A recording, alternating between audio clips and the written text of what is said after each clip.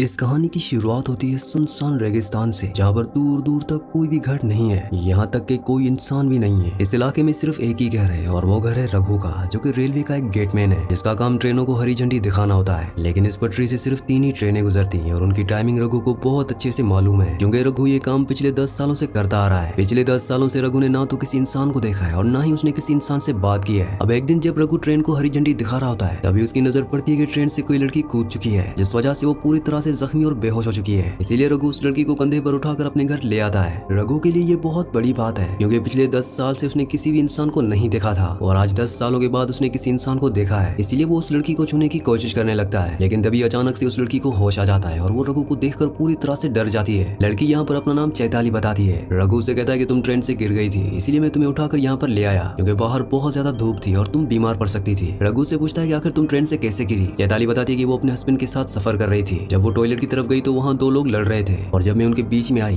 तो उन लोगों ने मुझे ही नीचे फेंक दिया। चैताली कहती है कि उसके हस्बैंड परेशान हो रहे होंगे और उसे ढूंढ रहे होंगे, वो किसी भी वक्त शायद यहाँ भी आ सकते हैं, लेकिन उससे पहले मुझे उन तक पहुँचना है। तब रघु बताता है कि यहाँ से दूर दूर तक कोई भी घर नहीं है और न ही कहीं तक जाने का जरिया। अगर तुम्हारे हस्बैंड तुम्हें ढूंढने के लिए आएंगे तो वो यहीं आएंगे, इसलिए तुम्हें यहीं पर रुकना चाहिए। लेकिन चैताली रघु की बात नहीं मानती और अकेले ही रेगिस्तान में निकल पड़ती है। चैताली बहुत दूर तक जाती है, लेकिन दूर दूर तक कोई भी घर नहीं होता। तभी यहाँ पर चैताली को चक्कर आने लगते हैं और वो बेहोश हो जाती है। इसके बाद हम देखते हैं कि रघु चैताली का पीछा कर रहा था। जब वो बेहोश हुई तो वो उसे फिर से उठाकर अपने घर ले आया और जो चैताली के पैर में चोट लग चुकी थी उन पर वो मरहम लगा रहा होता है। रघु चैताली को समझाता है कि तुम यहाँ से नहीं जा सकती, तुम अपने हस्बैंड को यहीं पर आने दो। लेकिन चैताली को रघु के ऊपर बिल्कुल भी भरोसा नहीं है, क्योंकि वो किसी अनजान शख्स के साथ ऐसे रात नहीं बिता सकती। अगर उसने रात को कुछ कर दिया तो वो कुछ भी नहीं कर सकती। चैताली जैसे तैसे सो जाती है, लेकिन वो बार बार उठकर रघु को देख रही होती है, जो कि फर्श पर सो रहा होता है। रघु को ऐसा लगता है कि शायद चैताली अनकंफर्टेबल है, इसलिए वो घर से बाहर चला जाता है। चैताली जब देखती है कि रघु बाहर चला गया, तब जाकर वो सुकून की नींद सोती है। अगले दिन जब सुबह होती है तो रघु अपनी डेली रूटीन स्टार्ट कर देता है। वो सुबह 4:30 बजे उठता है, बहुत दूर से पानी लेकर आता है और सुबह सुबह एक ट्रेन भी आती है जिसे उसे हरी झंडी भी दिखानी होती है। रघु पिछले 10 सालों से यही रूटीन फॉलो कर रहा है और आज तक वो किसी भी ट्रेन का टाइम नहीं बोला है। रघु यहाँ पर चैताली को बताता है कि उसने पिछले 10 सालों से किसी भी इंसान से बात नहीं की है, उसे बात करना काफी पसंद है। यहाँ पर चैताली भी अब कहीं ना कहीं रघु पर यकीन करने लगी है, क्योंकि रात को उसने उसके साथ कुछ भी नहीं किया। अब क्योंकि चैताली रघु को परेशान देख रही थी, इसलिए रघु चैताली से कहता है कि मैंने तुमसे बात छुपाई है। वो कहता है कि हर रोज जब ट्रेन आती है तो मेरा टेलीफोन बजता है। दरअसल वो टेलीफोन जो है वो सिर्फ इनकमिंग होता है, उससे आप किसी से कॉल नहीं कर सकते। जो कॉल आते हैं आप सिर्फ उनसे ही बात कर सकते हैं। तो अगली बार जब ये टेलीफोन बजेगा तो मैं उन्हें तुम्हारे बारे में बता दूंगा, जिससे तुम्हारा हस्बैंड जो है वो तुम्हें आसानी से ढूंढ लेगा। अब कुछ ही देर के बाद वो टेलीफोन बज पड़ता है और जब रघु उन्हें चैताली के बारे में बताने वाला होता है कि तभी चैताली अचानक से वो कॉल काट देती है। चैताली बताती है कि उसे ट्रेन से फेंका नहीं गया था, बल्कि वो खुद ट्रेन से कूदी थी, क्योंकि वो अपने हस्बैंड से भाग रही थी। वो एक साइकियाट्रिस्ट है और उसी ने उसके हस्बैंड का इलाज भी किया है। इसके बाद चैताली अपने फ्लैशबैक की स्टोरी बताना शुरू करती है। वो बताती है कि कुछ साल पहले सिंचू नाम का एक पेशेंट मेरे पास आया, जो कि काफी डिप्रेशन में था, क्योंकि उसकी वाइफ ने सुसाइड कर लिया। ये सदमा संचू बर्दाश्त नहीं कर पाया और वो सदमे में चला गया, जिस वजह से वो डिप्रेशन से बाहर ही नहीं आ पा रहा था। इसलिए चैताली ने उसका इलाज किया, लेकिन ये ट्रीटमेंट इतना इजी नहीं था। दरअसल ये चैताली का पहला केस था, इसलिए उसने बहुत ज्यादा टाइम सिंचू को दिया। धीरे धीरे सिंचू नॉर्मल होने लगा और चैताली और सिंचू दोस्त बनने लगे। और अब क्योंकि चैताली ने सिंचू को बहुत ज्यादा टाइम दे दिया था और सिंचू भी पूरी तरह से ठीक हो गया था, तो ये दोनों एक दूसरे को पसंद करने लगे। कुछ दिनों के बाद इन दोनों ने एक दूसरे से शादी कर ली। चैताली के फैमिली मेंबर्स बिल्कुल भी ये नहीं मान रहे थे, क्योंकि सिंचू एक पागल है और वो कभी भी वापस अपनी हालत में जा सकता है। लेकिन चैताली उनकी बात नहीं मानती और सिंचू से शादी कर लेती है। उनके शादी के कुछ टाइम बाद ही सिंचू ने अपना रंग बदल लिया। वो चैताली के साथ ऐसा बिहेव करने लगता कि वो पागल हो गया है, साथ ही वो उसे मारता भी था। सिंचू की ये डेली रूटीन बन चुकी थी। वो रोज नशे और ड्रग्स करता और अपनी वाइफ चैताली को मारता। चैताली भी उससे पूरी तरह से परेशान हो चुकी थी। इस तरह से सिंचू चैताली की जिंदगी खराब करने लगा था। वीडियो में आगे बढ़ने से पहले एक जरूरी अनाउंसमेंट, अगर आप साईफाई, सर्वाइवल और हॉरर मूवीज के शौकीन हैं, तो हमारे दूसरे चैनल को सब्सक्राइब कर लीजिए, क्योंकि वहाँ पर हम हॉरर और साईफाई मूवीज अपलोड करते हैं। तो आप सबसे रिक्वेस्ट है कि जल्दी से जाके हमारे दूसरे चैनल को सब्सक्राइब कर लीजिए। चैनल का लिंक नीचे डिस्क्रिप्शन में है। अब कहानी प्रेजेंट में आती है, जहाँ पर चैताली अब रघु के ऊपर भरोसा करने लगती है, इसीलिए वो नहाने के लिए जाती है। रघु बहुत दूर से पानी लेकर आया था और जब चैताली नहा रही होती है तो रघु चुपचाप से देखने लगता है। जब चैताली नहाकर अंदर आती है तो रघु उसे अपने कपड़े देता है और उसे पूछता है कि तुम्हारे पीठ पर जो चोट का निशान लगा है वो कैसे लगा। चैताली समझ जाती है कि रघु उसे नहाते हुए देख रहा था। वो बताती है कि ये चोट का निशान भी उसके हस्बैंड ने ही दिया है। जिसके बाद वो अपने फ्लैशबैक की स्टोरी को आगे बढ़ाते हुए बताती है कि उसने बहुत दिन तक सिंचू का टॉर्चर झेला, लेकिन एक दिन उसे सिंचू की डायरी मिल गई, जिसमें उसने सब कुछ लिखा था। उस डायरी को पढ़ने के बाद चैताली को पता चलता है कि सिंचू की वाइफ ने सुसाइड नहीं की थी, बल्कि सिंचू ने ही अपनी वाइफ को मारा था और साथ ही उसने हॉस्पिटल की एक नर्स को भी मारा था, जिसके बारे में भी उसने उस डायरी में लिखा था। लेकिन तभी वहाँ पर सिंचू आ जाता है। वो चैताली को डायरी पढ़ता हुआ देख लेता है और वो उसे बहुत मारता है और पुलिस से बचने के लिए सिंचू चैताली को अपने साथ ट्रेन से कहीं ले जा रहा होता है और इसी बीच चैताली ने ट्रेन से जंप लगा दिया था। इसके बाद कहानी प्रेजेंट में आ जाती है। चैताली ने अपनी सारी कहानी बता दी होती है। ये सारी स्टोरी सुनने के बाद रघु कहता है कि तुम्हारी और मेरी स्टोरी जो है वो एकदम सेम है। मेरा भी इस दुनिया में कोई नहीं है और तुम्हारा भी। हम आराम से यहाँ पर जिंदगी जी सकते हैं। लेकिन चैताली को समझ में नहीं आ रहा होता कि रघु आकर कहना क्या चाहता है। तभी ट्रेन का टाइम हो जाता है और रघु झंडी दिखाने के लिए चला जाता है। इसके बाद चैताली रघु का हाथ पटाने लगती है। वो उसके लिए खाना बनाती है और उसके रूम की साफ सफाई भी कर देती है। तभी चैताली के हाथ कुछ ऐसा लग जाता है कि वो पूरी तरह से हैरान रह जाती है। उसे न्यूज़पेपर की कुछ कटिंग मिलती है जिसमें लिखा हुआ था कि एक शख्स 4 लोगों को मारकर फरार हो गया था। और चैताली को यहाँ पर ये बात भी पता चल जाती है कि रघु ने किसी दूसरे रघु की आइडेंटिटी चुराई है, जो कि पहले इसी लेवल क्रॉसिंग पर गेटमैन के रूप में काम किया करता था। ये सारी चीजें जानने के बाद चैताली रघु की तरफ चाकू लेकर बढ़ती है। लेकिन तभी यहाँ पर रघु चैताली से कहता है कि तुम्हें डरने की कोई जरूरत नहीं है, मैं तुम्हें सारी सच्चाई बताता हूँ। जिसके बाद रघु की स्टोरी फ्लैशबैक में जाती है और वो अपनी स्टोरी बताने लगता है। वो बताता है कि मेरी माँ ने मेरे लिए एक लड़की पसंद की थी और पहली मुलाकात में उसने उस लड़की को अपनी सारी सच्चाई बता दी। मैंने उसे बताया कि मैं एक लड़की से प्यार करता था, लेकिन उस लड़की ने मुझे धोखा दे दिया और एक अमीर आदमी से शादी कर ली। और जिस लड़की से मैं शादी करने वाला था उसका कोई बॉयफ्रेंड नहीं था और वो भी मुझसे शादी करने के लिए मान जाती है। जिसके बाद मेरी शादी हो जाती है और कुछ 1 महीने के बाद मेरी वाइफ अपने एक कजिन को बुला लेती है। वो इसीलिए क्योंकि मेरे कुछ खेत थे जहाँ पर काम करने के लिए मुझे बहुत मेहनत लगती थी, इसलिए मेरी वाइफ ने अपने कजिन को यहाँ पर काम करने के लिए बुला लिया। कुछ टाइम के बाद मैं एक बच्चे का बाप बन गया और कुछ सालों के बाद हमारे 2 बच्चे हो चुके थे। इसके बाद मेरी वाइफ ने मुझसे कहा कि मुझे और बच्चे नहीं चाहिए, इसलिए तुम अपनी नसबंदी करवा लो। तो मैं अपनी वाइफ की बात मानते हुए अपनी नसबंदी करवाने के लिए एक डॉक्टर के पास चला जाता हूँ। लेकिन डॉक्टर ने मुझे बताया कि तुम्हें नसबंदी कराने की जरूरत नहीं है क्योंकि तुम बाप बन ही नहीं सकते हो। ये बात सुनकर मैं पूरी तरह से हैरान हो गया। इसके बाद जब मैं अपने घर पहुंचा